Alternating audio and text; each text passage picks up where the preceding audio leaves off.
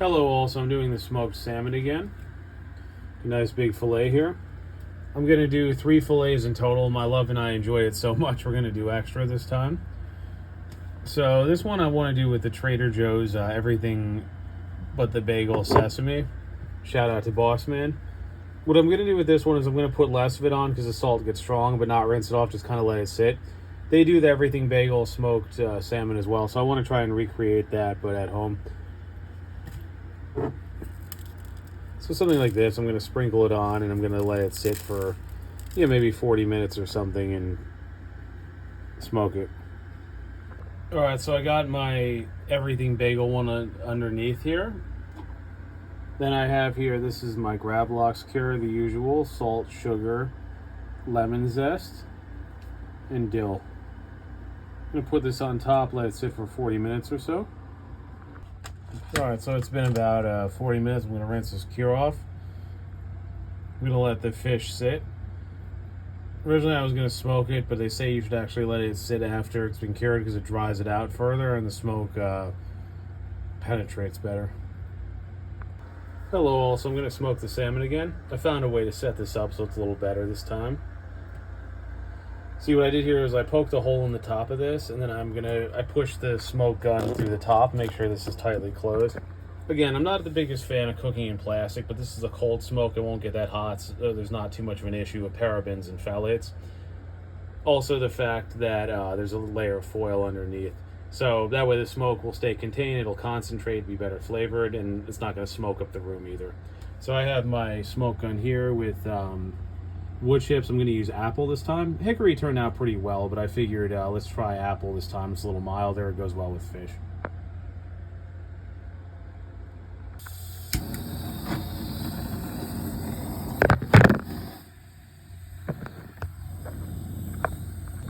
Alright, so here we go. Let's see if we can light this.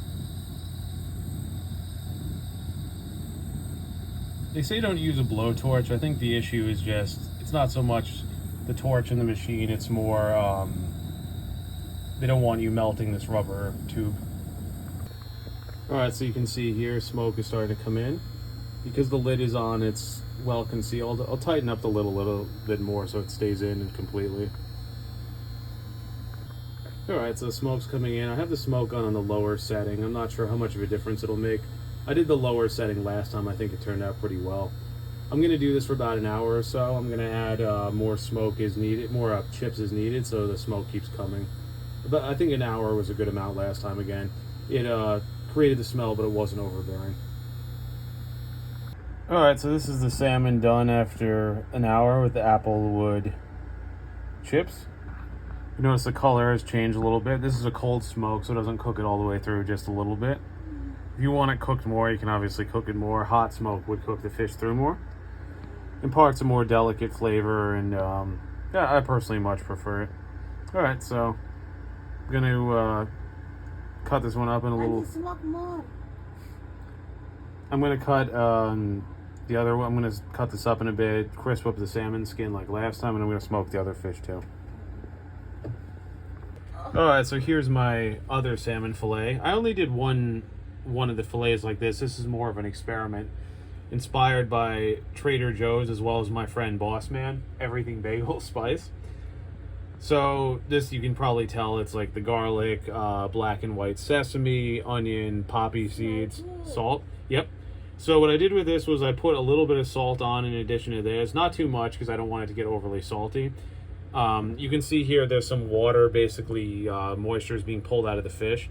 So what I'm going to do is I'm going to take this fish out, dry out this container a little bit, put foil in the bottom like with the other one, and then smoke this as well.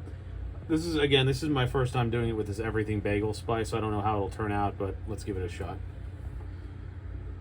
Alright, so cleaned out the container, put a fresh sheet of foil. Some of the moisture was pulled out from sitting with the salt. Gonna close the lid and get the smoker going. Alright, so they actually say don't use a blowtorch, but I find I had to or it doesn't light properly. So I turn it to a lower setting, I burn the chips themselves. The idea. And then this is a button, there's a lower and a higher setting, I do the lower one. And then that blows the smoke from here into the device. Into the yep, exactly. Oh. Yeah.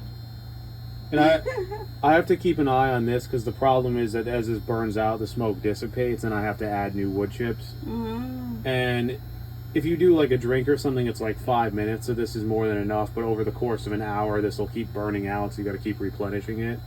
So I have a little container. I put the burned out ones and make sure they're cool before I throw them away. And then the new ones I just put in. So this is apple wood. So you make a hole in here, right? Yep, hole here, and then I put this to try and pressure.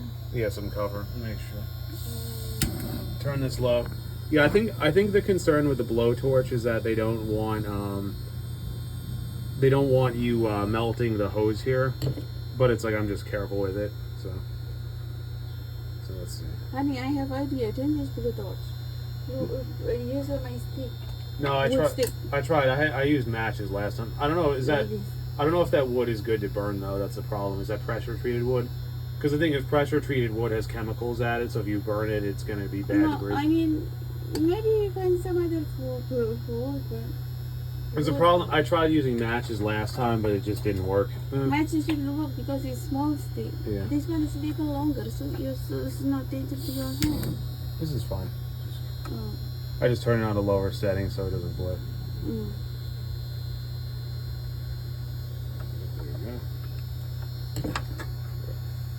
Alright, so this is the everything bagel one done. You can see the flesh here. This is a little darker. Where the smoke hit it more directly right here, it looks almost cooked partially because of the heat. But you can see here by it looks a little bit cooked, more oily. Alright, so this went for an hour as well. It smells really nice. Oh, later we cook more, right? Yeah. Well, I'm just going to slice it up. If you want to cook your portion more, you can, but I eat it like this. Oh, you want to eat like this? Yeah. Okay. Alright. Talk to you soon. Bye-bye. Alright, here we go. Here's the final product. It's sliced up into some pieces. Ooh, looks good. Not my best knife work, but I used a serrated knife, which isn't really ideal. Tastes pretty good. A little lighter on the salt. I'm probably going to add more of the seasoning when I eat it. I just wanted to go under rather than over because, obviously you can add salt. Can't take it away. What is spice of it, honey? The skin? So I'm crisping up the skin. We can eat that with it too. Yep. Alright. Thank you all for watching. Talk to you soon. Alright, so here's the end product. This is the Gravlox cured salmon. Again, not the nicest knife cuts, but I don't have an ideal knife. It's okay though. I mean, it tastes good. I wouldn't serve this in a nice restaurant, but for our purposes.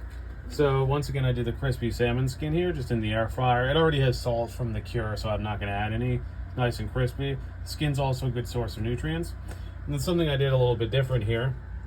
I did a salmon tartare similar to the one at Netta. I used Primal Kitchen mayo and some red chili flakes, mix it all together. That's a good way to use up the scraps. I just took the scraps that were adhering to the skin, scraped them off, and mixed them with those ingredients. So, be nice. At Netta, we did like a garlic, shallot, and Thai chili oil and a mayo. It's really good.